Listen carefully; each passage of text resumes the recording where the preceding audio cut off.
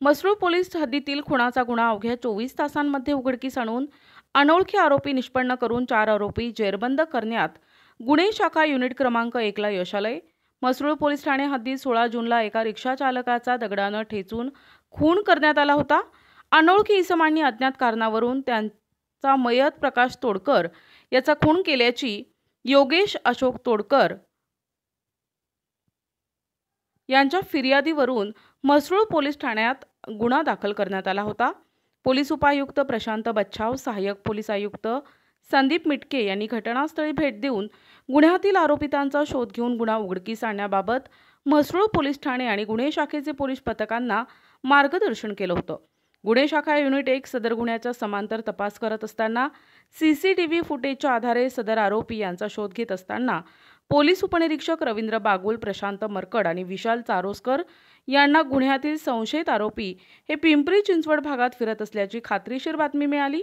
वरिष्ठ पोलीस निरीक्षक मधुकर कड यांच्या मार्गदर्शनाखाली सहाय्यक पोलीस निरीक्षक हेमंत तोडकर, पोलीस उपनिरीक्षक रवींद्र बागुल, प्रवीण वाघमारे, विशाल काठे, नाझीम खान पठाण, विशाल देवरे, पोलीस उपनिरीक्षक किरण शिरसाट आदींनी पथक पिंपरी चिंचवड येथे पथकानं थर्मॅक्स चौक निगडी पुणे येथे सापळा रचून विजय दत्तात्रय आहेर वय वर्ष 30 राहणार रामवाडी पंचवटी नाशिक, संकेत प्रदीप गोसावी राहणार जुईनगर म्हसरूळ पंचवटी, प्रशांत निंबा हातगे राहणार पेठरोड मेहेरधाम पंचवटी नाशिक आणि कुणाल कैलास पन्हाळे राहणार मायको दवाखान्याच्या पाठीमागे दिंडोरी रोड पंचवटी नाशिक यांना ताब्यात घेतलं।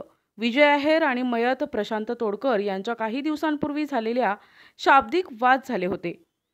दिनांक 15 जूनला शाब्दिक वादाचं रूपांतर भांडणात झालं आणि प्रशांत तोडकर यांच्या डोक्यात दगड घालून त्यांचा खून केला असल्याची कबुली संशयितांनी दिली आहे।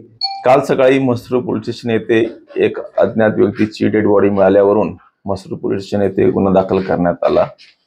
गुन्ह्याच्या तपासात गुन्हे शाखा युनिट 1 चे अधिकारी अंमलदार यांनी सदर गुन्ह्यातील मयत कोण आहे, त्याचबरोबर त्याचे सदरचा गुन्हा कोणी केला याबाबत त्यांना मिळालेल्या माहितीवरून 4 आरोपी निष्पन्न केले होते।